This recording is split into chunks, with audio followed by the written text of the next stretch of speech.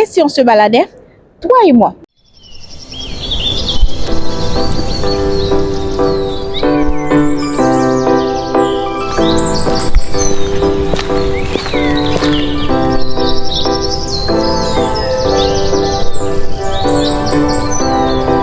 Pas besoin de sortir de chez toi. Je t'emmène avec moi à travers ton écran.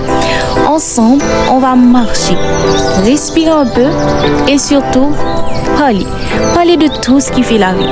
L'amour, l'amitié, les doutes, les joies, les peines. Ces petits trucs qu'on vit tous, mais on ne prend pas toujours le temps.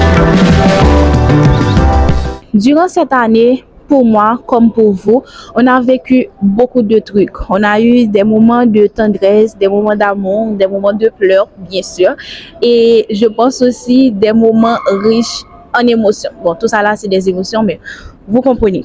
Alors, j'aimerais qu'aujourd'hui, qu'on prenne un peu notre temps pour parler comment c'était cette année. Peut-être que ça a été une année catastrophique pour certains et peut-être que cette année aussi a été la meilleure année pour certains d'entre nous aussi. Donc, moi, je pense que je suis entre les deux là. Ok, je suis entre les deux. Aujourd'hui, j'aimerais qu'on prenne ce moment pour nous, ensemble, pour parler de cette année. On a parlé de beaucoup de sujets cette année, mais on va un peu faire les récapitulatifs de ce qui s'est passé entre-temps. On va parler de ce que toi, tu as été, de ce que tu as vécu, les plus beaux, les moins beaux, les péripéties, le cachet, le bouillon, etc. On va parler de tout, de tout.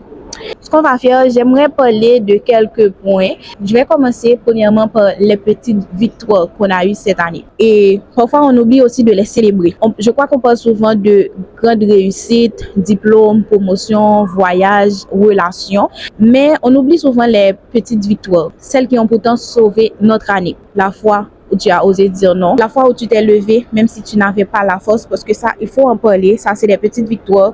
Et pour moi aussi, pour l'université, parfois le matin, que j'ai cours à 8 heures, j'ai même pas envie de me réveiller parce que je suis extrêmement fatiguée. La veille, j'avais des devoirs à faire, des trucs à retenir, etc. Donc voilà, les jours où tu n'as pas abandonné, même si tu avais super envie. Ça, ce sont les petites victoires qu'on ne compte pas, mais ça compte beaucoup. Parce que c'est à ces moments-là que tu croyais que tout allait mal, etc. Mais tu as fait en sorte de te sortir de ce bourbier-là. C'est exactement ce qui fait qu'on tient debout. Aujourd'hui, j'aimerais qu'on reconnaisse ça. Parce que tu ne t'es peut-être pas félicité. Personne ne l'a peut-être remarqué, mais ça mérite d'être célébré. Les projets qu'on n'a pas terminés.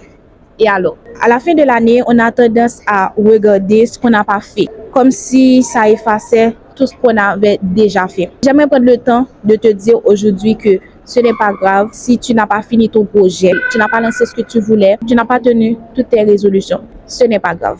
Ça ne veut pas dire que tu as échoué. Ça veut dire tout simplement que tu es humain. Il faut savoir que certaines choses prennent du temps, certaines choses demandent un nouveau chapitre.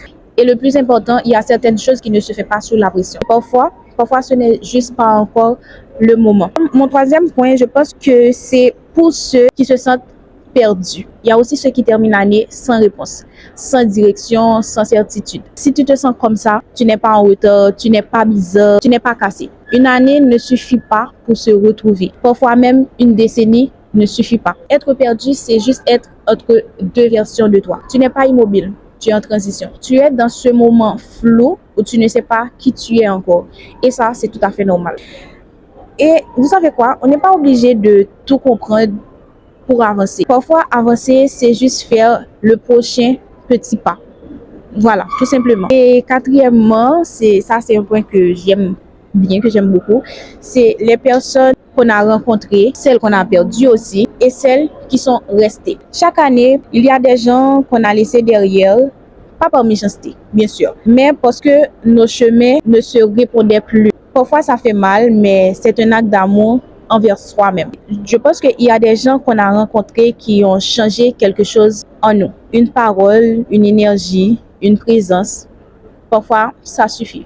Et puis, il y a ceux qui sont restés, les silencieux, les discrets, les fidèles, ceux qui n'ont pas besoin d'être applaudis pour exister. À toutes ces relations, on doit beaucoup de notre année. Et il y a aussi les versions de toi que tu as dû abandonner. Je pense que chaque année nous oblige à abandonner une version de nous-mêmes. Une version qui ne nous ressemble plus, une version qui ne nous sert plus, une version qui nous a protégés mais qui nous a aussi limités. Cette année, peut-être que tu as laissé tomber le toi qui s'excusait pour tout, le toi qui voulait convaincre tout le monde, le toi qui se sabotait en secret. Parce que oui, ça existe. On ne s'en rend pas compte sur le moment, mais c'est une victoire silencieuse. Il y a aussi ce petit moment, tout ce que l'année t'a appris sans que tu ne t'en rendes compte.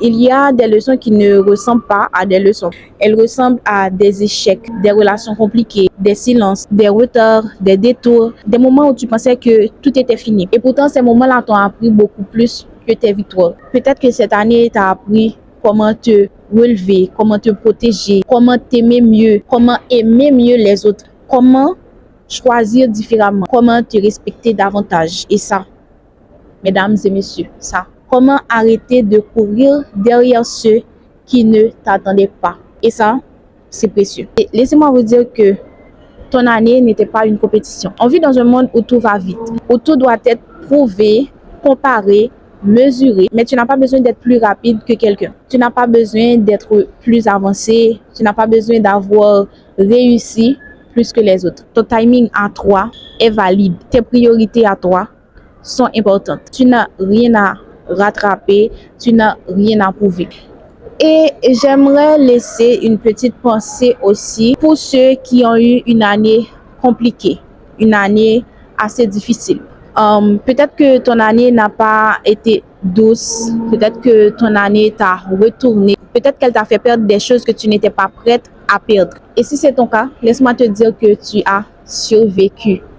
Tu en es là, donc tu as survécu. Je suis fière de toi. Même si tu as l'impression que tu n'as rien fait d'extraordinaire, survivre à une année difficile, c'est déjà monumental. Et maintenant, rassure-toi, on va pas parler des résolutions, ni d'être une nouvelle personne, ni de devenir parfait du jour au lendemain. Ce que je te souhaite, c'est simple. Plus de douceur que l'année dernière, plus de clarté, plus de paix intérieure, plus de projets qui te ressemblent vraiment, plus d'audace pour être toi, plus de joie, surtout ce qu'on fabrique soi-même. Et surtout, je te souhaite d'avancer, même lentement.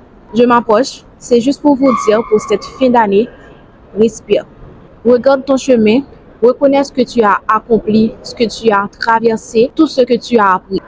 Tu n'es pas parfaite ou parfait, ça je le sais, mais c'est sûr que tu es en chemin et c'est largement suffisant.